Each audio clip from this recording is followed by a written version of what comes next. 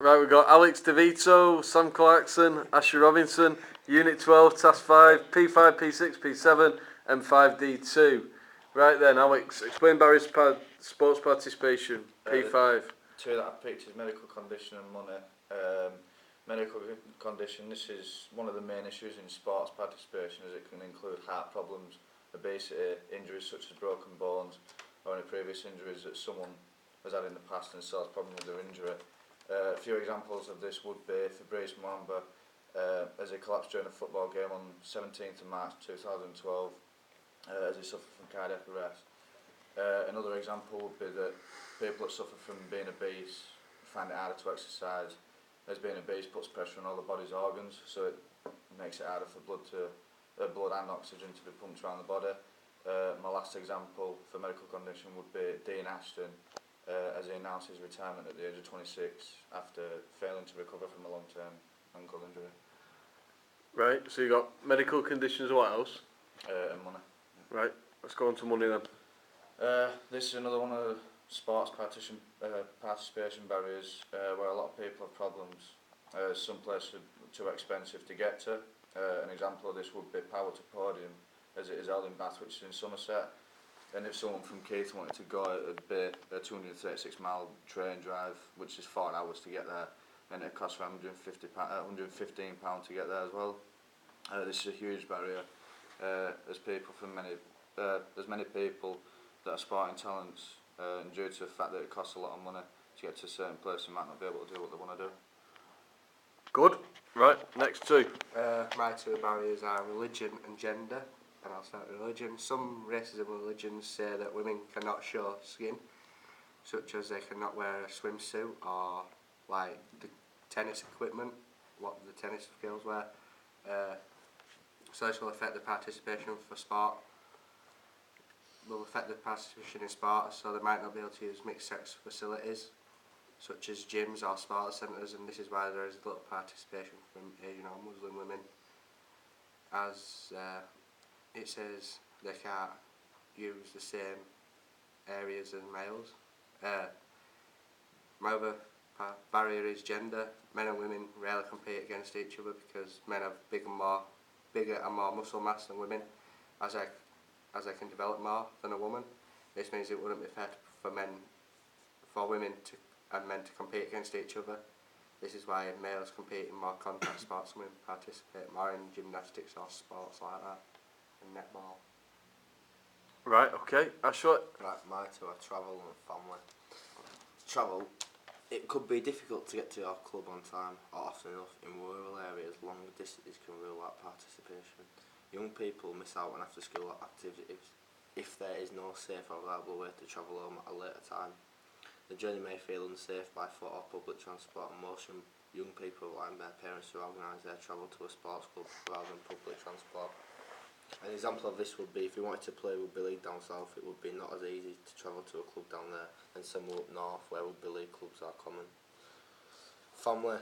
Culture can come into this category, as certain religions believe that certain members of a family, for example a woman in a Muslim family, wouldn't be really allowed to partake in sport, and if they did, would be ridiculed. This can also happen in other families, as certain parents may push their children into sports that they choose rather than letting their kids decide.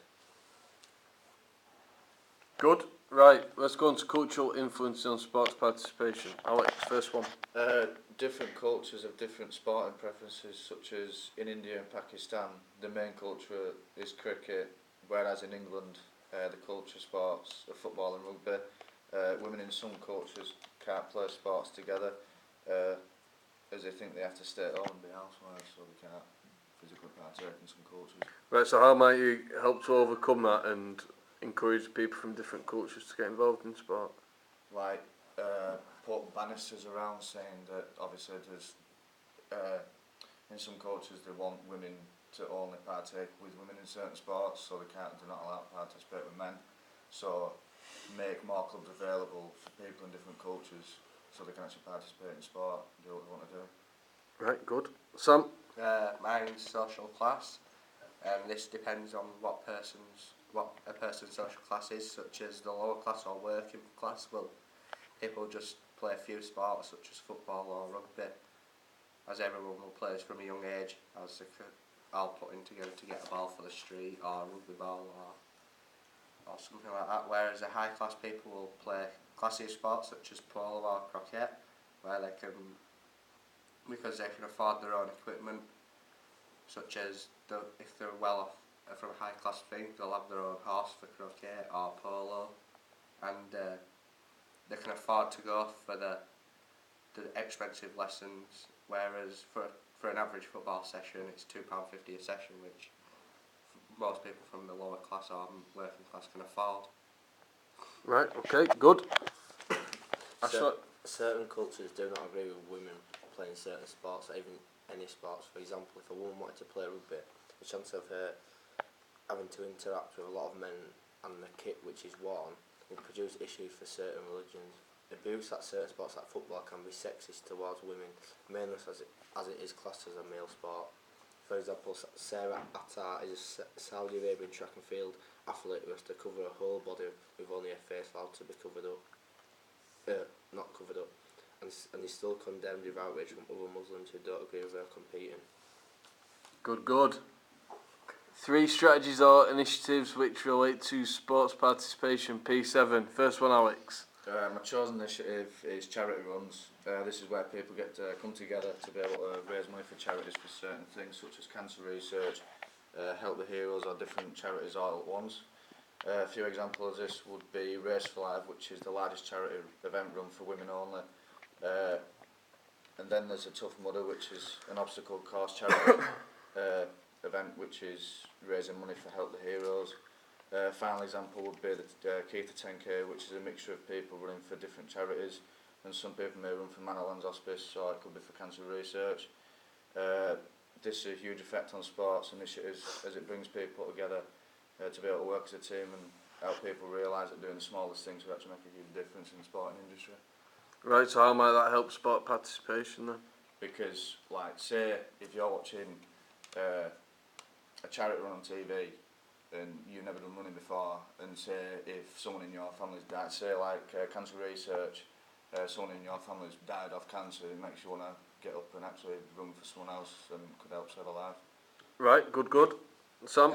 Mine would be the Keith Leisure Centre through the summer holidays, and they have specific days for all ages, races, religions and abilities and disabilities, such as they might put football sessions on, like football training, where Bradford City coaches might come down and train them for certain ages, or like boys and girls, separate days. They'll also have like 5v5 tournaments, and they also have like a big inflatable which they put out on the swimming pool, and they might have certain days which like religions or like groups can go, such as they might have like Asians and Muslims going on a certain day for like cultural beliefs, and then they might have just boys only, so boys will play rougher than girls, then there'll be girls that go. The charge for these sessions, they won't charge a lot for these, which means a lot of people can attend them. Right, okay. Ashley? Having summer camps. Local teams like Bradford City and Bradford Bulls run summer camps to find new talent and improve skills which can help them improve their game. They obviously charge a small price, but a good advantage is that if obviously good enough, you might be able to earn a place at a pro team. But sometimes a bad advantage of this is that sometimes can lead the kids on, obviously denting their confidence and obviously leading them on to not partake in sport anymore. But obviously it is good for kids in local communities because it keeps them off the street in summer, where in certain areas like Bradford can cause a lot, obviously if there's loads of kids out in summer, can damage like, well, be a little, can't really swear, but I'm trying to think of the way for it now. Can cause havoc in like local communities, so it takes them off the streets and obviously Reduce crime maybe, stuff like that? yeah, reduce crime, and that obviously helps them out because they're like the top coaches, obviously professional football teams and rugby teams, obviously teach them new skills. And then what might they do, so they might get more involved, yeah? Well, obviously sometimes it can lead on, like there might be like other local, obviously not Bradford City, but like Sandy Lane and stuff like that, who then they can go play for them and like obviously week in week out for a small price. Obviously it gets them into that sport, obviously rugby or football, what's big in that area, and obviously keeps them off the street as well to it. Right, good stuff. Right, Alex, give me one good aspect and one thing that you'd improve on then with sort of charity or Keith's 10k run. Something that's good about it, something that you'd improve upon it. Like with the charity runs and stuff like that, they could advertise it more like through TV and stuff. Like they could make a video and put it onto TV so it actually gets more people involved, so it can actually help raise more money for charity. That's where they could improve as well. Most of its strengths is that it is actually advertised through leaflets and stuff like that, and it's advertised on Moodle on the Leeds City College website, so people can get involved a lot more. Right, good. Sam, good and areas to improve on? A good thing is that it can be used by everyone of all ages, abilities and races. That means everyone can join in. A bad thing, not everyone can afford the sessions or get to the leisure centre, such as if they live in Longley and they don't have a car or they can't afford public transport, they won't be able to, they'll have to walk there, so it'll take a long time to get there.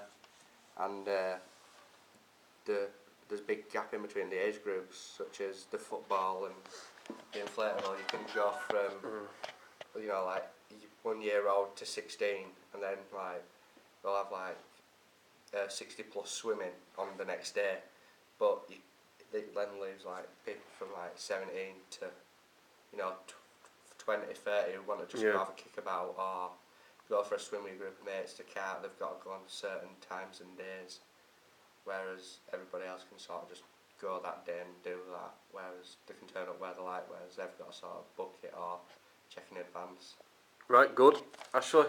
An advantage of us having this summer camp with like professional teams, obviously all the coaches are going to be professional, obviously like the skills that you're going to learn from are going to probably be the best around, so obviously it might cost a little bit, but obviously getting the best, obviously training and everything from that, and obviously a bad advantage, I'd say that obviously it's like some certain areas, like obviously like you might have a council estate, rather than them having to come to you, if you go into them with obviously all the training games and stuff like that, it'd be more of an advantage and more people would probably do it Right, in them good. areas.